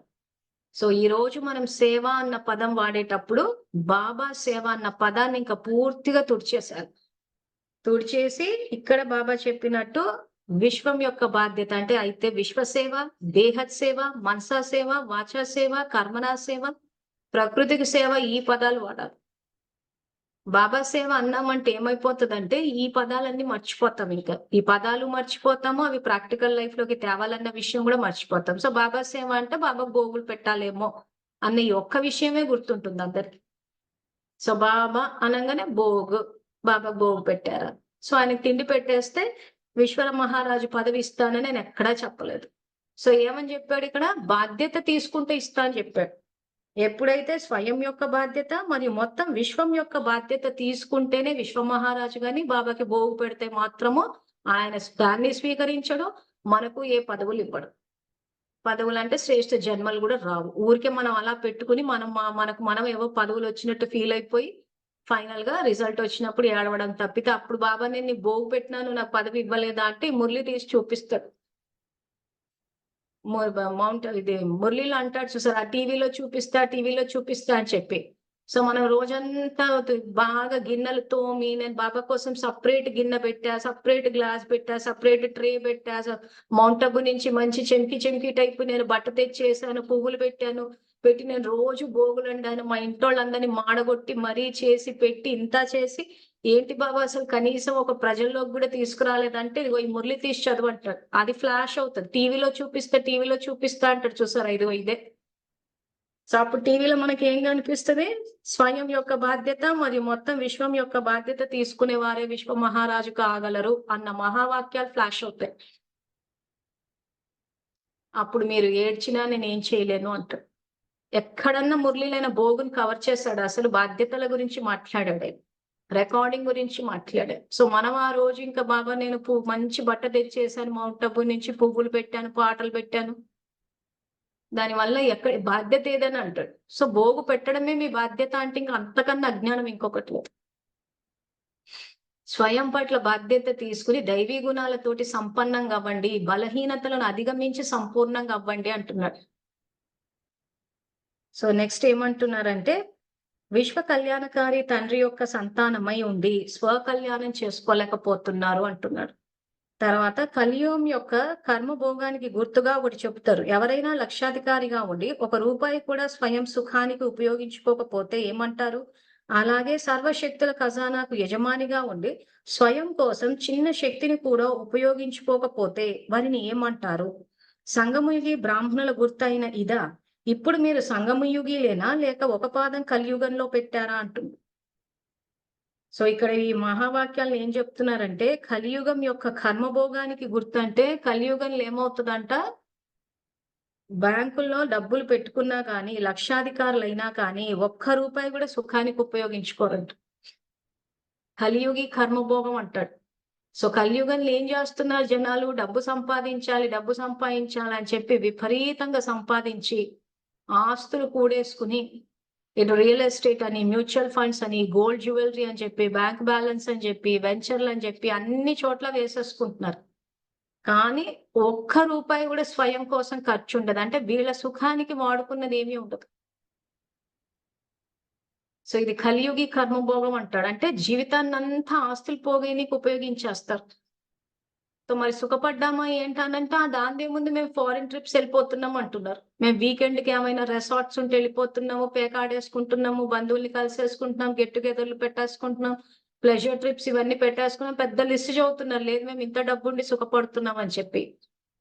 కానీ ఇక్కడ బాబా చెప్పే సుఖము సత్యమైన సుఖము స్థిరంగా శాశ్వతంగా ఉండేది. అంతే తప్పితే ప్లెజర్ ట్రిప్స్ వేసేసుకుని మాకేమైంది, మేము బాగానే ఉన్నాం, వెళ్ళి ఫోటోలు దిగిపోయినాము, సోషల్ మీడియాలో అప్లోడ్ చేసామంటే ఇంకా భ్రమలో బతికినంటే ఇంకా ఆయన భాషలో చెప్పాలంటే అది కాకిరెట్టతో సమానం అంటాడు. సో కలియుగంలోనే ఉంటాము, సంతోషంగా ఉంటాము, మనము సంపాదించుకుంటాము, అది పవిత్ర కార్యమే. దాన్ని మన సుఖానికి, మన ఉన్నతికి ఉపయోగించాలి ఫస్ట్. ఆ తర్వాత బాబా చెప్పినట్టు సేవకి. సో ఆ రకంగా ఎవరైనా లక్షాధికారిగా ఉండి ₹1 కూడా స్వయం సుఖానికి ఉపయోగించకపోతే వాళ్ళని ఏమంటారు? అలాగే సర్వశక్తుల ఖజానాకు యజమానిగా ఉండి స్వయం కోసం చిన్న శక్తిని కూడా ఉపయోగించుకోకపోతే, సో ఖజానా ఉన్నా గానీ ఈ రోజు సమస్యలు వచ్చినప్పుడు భయపడుతున్నామంటే ఖజానాను ఉపయోగించట్లేదు. సో ఆల్రెడీ మీకు ఎగ్జాంపుల్స్ ఇస్తూ పోయాను. సో ఆ రకంగా సర్వశక్తులు ఉపయోగించుకుంటూ పోవాలి. అలా ఉపయోగించుకోకపోతే వారిని అసలు సంగమయుగి బ్రాహ్మణులని అంటారా అంటే అనరు. సో వాళ్ళని ఏమంటారు? ఆ రకంగా ఉపయోగించుకోకుండా ఇచ్చేసిన వాళ్ళు సంగమయుగి వికారులు అంటారు, బ్రాహ్మణులు అనరు. అదే అంటున్నాడు ఆయన ఏమంటారు అని చెప్పేసి. ఇప్పుడు మీరు సంగమయుగిలేనా లేక ఒక పాదం కలియుగంలో పెట్టారా అంటున్నాడు.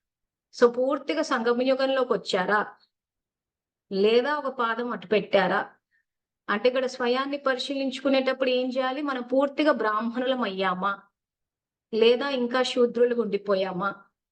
సో మరజీవ జన్మ తీసుకున్న బ్రాహ్మణ పిల్లలు బాబా చెప్పిన పద్ధతి ప్రకారం జీవితాన్ని నడుపుతారు. అదే హాఫ్ కాస్ట్ బ్రాహ్మిన్స్ అనుకోండి, ఏమవుతుంది? ఒక కాలు తీసి కలియుగంలోనే ఉంటది. అంటే ఏంటి? కాసేపు బ్రాహ్మణులు, కాసేపు శూద్రులు, సగం కులం బ్రాహ్మణులు, హాఫ్ కాస్ట్ బ్రాహ్మిన్స్ అంటూ ఉంటాడు బాబా. సో అలా ఏమైనా ఉన్నారా అంటుంది. సో హాఫ్ కాస్ట్ బ్రాహ్మిన్స్ కి గుర్తేంటి? కాసేపు ముల్లి చదువుకుంటారు, ప్రాక్టికల్ లైఫ్ ఉండదు. ఎక్కువ మటుకు స్థూల విషయాలకే ప్రాముఖ్యత ఎక్కువ ఇస్తారు. ఆ తర్వాత కాసేపు బాబా బాబా అని చెప్పేసి బాబా చెప్పినట్టు ఎగరడంలోనూ హీరో. ఆ తర్వాత మళ్ళీ ఆయనకు వ్యతిరేకంగా వెళ్ళడంలో కూడా వీళ్ళే ముందుంటారు. బహురూపీలు ఉంటారు. వీళ్ళంతా హాఫ్ కాస్ట్ బ్రాహ్మిన్స్. ఇంకా మీకు చెప్పిన ప్రాక్టికల్ ఎగ్జాంపుల్స్ సేవలకంటూ వస్తారు. అవతల వాళ్ళ వ్యక్తిగత విషయాల గురించి, వాళ్ళ పెళ్లిళ్ళు అయినాయా, పెళ్లిళ్ళు అయితే బెడ్రూమ్లు ఏమవుతుంది, ఈ విషయాలు మాట్లాడుకుంటూ ఉంటారు. వీళ్ళంతా పక్కా హాఫ్ కాస్ట్. ఎందుకంటే చెప్పడానికి బాబా అంటారు కానీ బ్రహ్మబాబా జీవితాన్ని చూడకుండా ఇతరుల జీవితాన్ని చూస్తూ ఉంటారు. వాళ్ళ జీవితాల్లో ఏమవుతుంది? వాళ్ళ కిచెన్ లో ఏం వండుకుంటున్నారు? వాళ్ళు బాత్రూమ్ లోకి వెళ్తే స్నానాలు చేస్తున్నారా? బెడ్రూమ్ లో ఉంటే బ్రహ్మచర్యం పాటిస్తున్నారా? అని ఈ లోకాల్లో తిరిగేస్తూ ఉంటారు. అదే బ్రాహ్మణులైతే సాకార లోకము, సూక్ష్మ లోకము, పరంధామం. ఈ 3 లోకాల్లో ఉంటది వీళ్ళ జీవితం. సో వాళ్ళు ఈశ్వరీయ సేవ కోసమై ఈ భూమిపైకి అవతరించి వీళ్ళు శివాలయం చేసుకుని చేస్తారు. అదే హాఫ్ కాస్ట్ శూద్రులైతే బెడ్రూమ్, బాత్రూమ్, కిచెన్ మధ్యలో తిరుగుతూ ఉంటారు. అలా బుద్ధి భ్రమిస్తూ ఉంటది. ఇది చెకింగ్ పాయింట్. మీరు బ్రాహ్మణులయ్యారా? లేదా ఇంకా ఒక పాదం తీసి ఏమైనా కలియుగంలో పెట్టారా? సో స్వచింతన చేసుకునేటప్పుడు ఈ విషయాన్ని కూడా దృష్టిలో పెట్టుకుని స్వచింతన చేసుకోండి. చేసుకుని ఇప్పుడు ఏదైతే సేవలకు వస్తారో, సేవలు ముందు ముందు చేయబోతారో ఈ విషయంలో జాగ్రత్త పడండి. ఇంకా మన వ్యక్తిగత విషయాలన్నీ పక్కన పెట్టాలి. ఇంక ఇక్కడి నుంచి బ్రాహ్మణులుగా కరెక్ట్ రికార్డింగ్ చేయాలి. ఎవరైనా వ్యక్తిగత విషయాల గురించి అడిగితే కూడా ఇంకా ఆపండి. చెప్పండి, మన జీవ జన్మ తీసుకున్నాము, సో మనం ఈ రకంగా చేద్దామని చెప్పండి. వాళ్ళకి ఒకవేళ నచ్చలేదు అనుకోండి మన పద్ధతి, వెళ్ళిపోతారు. అట్లాంటి హాఫ్ కాస్ట్ బ్రాహ్మిన్స్ సాంగత్యాన్ని మనం ఈ సంగమ యుగంలోనే వదులుకోవడం మంచిది. ఎవరైతే జ్ఞానులు ఉంటారో జ్ఞానుల సాంగత్యంలో ఉంటారు. ఎవరైనా మన వ్యక్తిగత జీవితాల నుంచి ఎంక్వైరీ చేసినా మన వెనక చేస్తున్న అంత హాఫ్ కాస్ట్. సాంగత్య దోషం నుండి జాగ్రత్తగా ఉండండి అంటారు. సో అలాంటి వాళ్ళు మనం ఇలాంటి ఆన్సర్లు ఇచ్చినా మనం వద్దనుకుని వెళ్ళిపోతే అహో సౌభాగ్యం అనుకోండి. అలాంటి వాళ్ళు సంగమంలో మనం వదిలేసి వెళ్ళిపోయారు అని అంటే కల్పనలో కూడా మన దగ్గరికి రారని అర్థం. అయ్యో వాళ్ళేమన్నా అనుకుంటారేమో, మళ్ళీ సంబంధాలు చెడిపోతాయేమో అని ఉన్న పురాణాలన్నీ చెప్పుకుంటూ కూర్చుంటే వాళ్ళే మన సమీప సంబంధికులు అవుతారు. ఇంకా పొద్దంతా కూర్చుని అబ్బా వాళ్ళు మాట్లాడుతుంటే నాకు తలనొప్పి వచ్చింది, వాళ్ళు మాట్లాడుతుంటే అబ్బో నాకు విసుగు వచ్చేసింది, అబ్బో వాళ్ళు అసలు ఫోన్ చేసి మాట్లాడితే అసలు ఆపని ఆపరు, ఎంతసేపు అని వింటాము, ఇవన్నీ వస్తూ ఉన్నాయి. ఎందుకు? మనం ఎక్కడో చోట బౌండరీ అన్నది గీయటం లేదు. సంబంధాలు చెడిపోతాయి అని చెప్పి భయపడుతూ ఉన్నాం. ఇటువంటి సంబంధాలని బాగు చేసుకుని మాత్రం ఏం చేసేది ఉంది? సో సేవలు చేసేటప్పుడు ఎక్కడ లైన్ గీయాలో కూడా మనకు తెలియాలి. లైన్ గీసిన రోజున చాలా మంది వదిలేసి వెళ్ళిపోతారు. అందుకే చెప్పాను, అటువంటి వ్యర్థ మాటలు మాట్లాడే వాళ్ళకి వాళ్ళు వ్యర్థ ప్రశ్నలు అడిగినప్పుడు మనం వ్యర్థానికి సంబంధించిన సమాధానాలు ఇస్తే వాళ్ళు ఇష్టపడతారు. ఎందుకంటే వాళ్ళకి కావాల్సిన ప్రశ్నలకు సమాధానాలు టైం పాస్ అవుతుంది. అలాంటి వ్యర్థ ప్రశ్నలు అడిగే వాళ్ళు ఎందుకు మన సాంగత్యంలో? సో కాబట్టి మనం జ్ఞానం ఇవ్వాలి కాబట్టి చెప్పండి. ఈ డిస్కషన్స్ అన్ని మనకొద్దు. కావాలంటే జ్ఞాన చర్చ జరుపుకుందాం, సేవా ప్లాన్స్ వేసుకుందాం. అలా అన్నప్పుడు ఒకవేళ ఆత్మ శ్రేష్ఠాత్మ అనుకోండి, ఖచ్చితంగా మాట వింటది, జ్ఞాన చర్చలు జరుపుతారు. సపోజ్ వ్యర్థాత్మ అనుకోండి, దూరంగా వెళ్ళిపోతుంది. సో అలాంటి వ్యర్థ మాటలు మాట్లాడే వాళ్ళు దూరంగా వెళ్ళిపోవడమే మంచిది. వ్యర్థం మాట్లాడే 100 మందిని మన చుట్టూ పెట్టుకునే కన్నా సమర్థం మాట్లాడే వాళ్ళని ఒకరిని పెట్టుకునొచ్చు.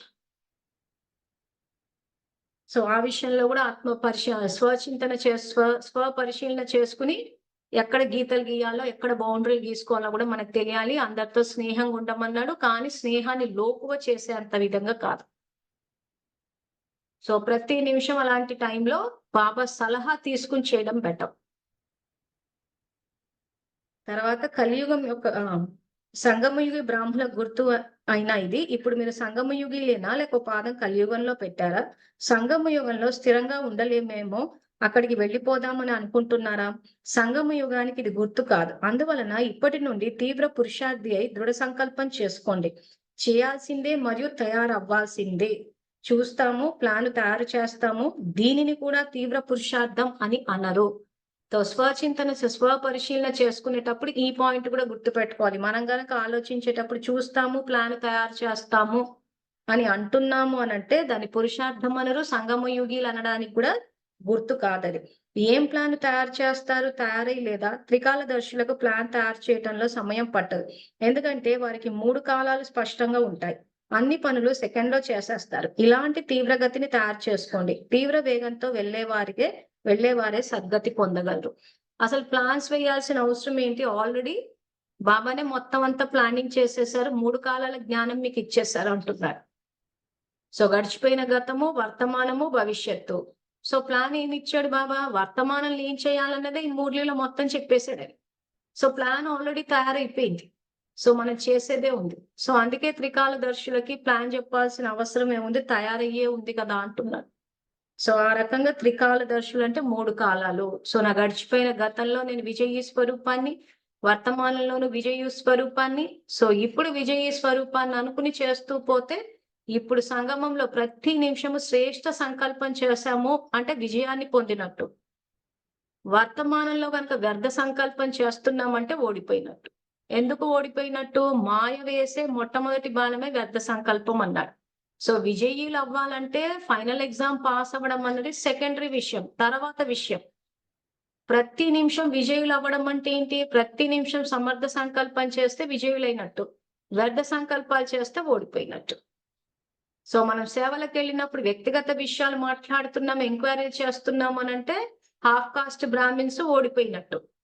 అలా కాకుండా వాళ్ళని మస్తకంలో మణిని చూసేవారు సర్పాన్ని చూడొద్దంటారు. వాళ్ళని జ్ఞాన నేత్రంతో చూసి వీళ్ళు దివ్య ఆత్మ అన్న ఆ భావనతోటి స్టార్ట్ అయ్యి జ్ఞానపరమైన విషయాలంటే మళ్ళీ మురళి చెప్పేసి వాళ్ళని టార్చర్ పెట్టేయకుండా ఎంతవరకు అవసరమో అంతవరకు మాట్లాడితే అటువంటి మితంగా మాట్లాడి శ్రేష్టంగా మాట్లాడే వ్యక్తులే మన సమీప సంబంధాల్లోకి వస్తారు. మనం వెళ్ళి మొత్తం చెత్తంతా పోగేస్తే చెత్త మాట్లాడే తాగుబోతు భర్తే వస్తాడు. మళ్ళీ ఎందుకు వస్తాడని మమ్మల్ని అడిగితే ఇదే ఆన్సరు. ఎందుకంటే వాచాన్ని మీరు చెత్తగా వాడుతున్నారు కాబట్టి. అందరి విషయాల్ని పోగేసుకుంటున్నారు చెత్త కాబట్టి అటువంటి మాటలు మాట్లాడే వాళ్ళే మన సమీప సంబంధాల్లోకి వస్తారు. సో కాబట్టి ఇలాంటి తీవ్రగతిని తయారు చేసుకోండి. తీవ్ర వేగంతో వెళ్ళేవారే సద్గతిని పొందగలరు. సద్గతి అంటే సత్యుగాన్ని పరంధామానికి వెళ్ళి మళ్ళీ సత్యుగానికి వస్తారు. దుర్గతి అంటే సత్యుగి ప్రాప్తిని పోగొట్టుకున్నట్టే. సో ఈ డ్రామా జ్ఞానానికి సంబంధించి అసలు ప్రతి నిమిషం ఏం చేయాలా అని చెప్పేసి కూడా ఒక మురళి ఉంది. రేపు అది చెప్తాను. సో ఇప్పటి వరకు జరిగిన ఈ స్వచింతన ఎలా చేసుకోవాలని చెప్పి పూర్తిగా ఒక మురళి పెట్టి చెప్పాను. అంతకన్నా ముందు కూడా కర్మ ఫిలాసఫీ ఇవన్నీ చెప్పాము. సో ఇప్పుడు మళ్ళొక్కసారి అందరూ మళ్ళోసారి స్వచింతన చేసుకోండి. సో చేసుకుంటే ఇప్పుడు ఇంకా మీకు క్లారిటీ వస్తుంది. మీ ఒక్కొక్క సంకల్పం ఏది చేస్తున్నారు, నలుగురితో మాట్లాడేటప్పుడు ఏం మాట్లాడుతున్నారు. సో ఇట్లా ప్రతిదీ మీరు గనక స్వచింతన చేసుకుంటే ఎక్కడ సరిదిద్దుకోవాలి, ఎక్కడ దాన్ని పెంచుకోవాలి. మంచి లక్షణాలు సతో ఉన్నాయంటే పెంచుకుంటాం, ఇంకా బ్రహ్మబాబా సమానంగా అయ్యేటట్టు. లేవు బలహీనతలు ఉన్నాయంటే ఏ రకంగా అధిగమించాలి. సో ఇలా ప్రతిదీ చేసుకుని తర్వాత ఎవరైనా వచ్చి జూమ్ లో చెప్పాలనుకుంటే యు ఆర్ వెల్కమ్. సో రేపటి నుంచి మళ్ళీ ఇదే డ్రామా జ్ఞానము వేరే మురళిలో కూడా ఏ రకంగా ప్రతి నిమిషము మనం చెయ్యాలి అన్నది ఉంది. సో అది కంటిన్యూ చేస్తాను. నేను తర్వాత గ్రూప్ లో ఆ మురళి డేట్ కూడా పెడతాను. సో ఆ మురళి చదువుకోండి ముందే. చదవండి, తర్వాత పుస్తకం కూడా అది ముందు పెట్టుకోండి. రేపటి నుంచి చెప్తే ఇంకా ఆ మురళి చదువుకుందాం మనం. సో అంతవరకు అందరికీ థ్యాంక్ యూ. Om Shanti.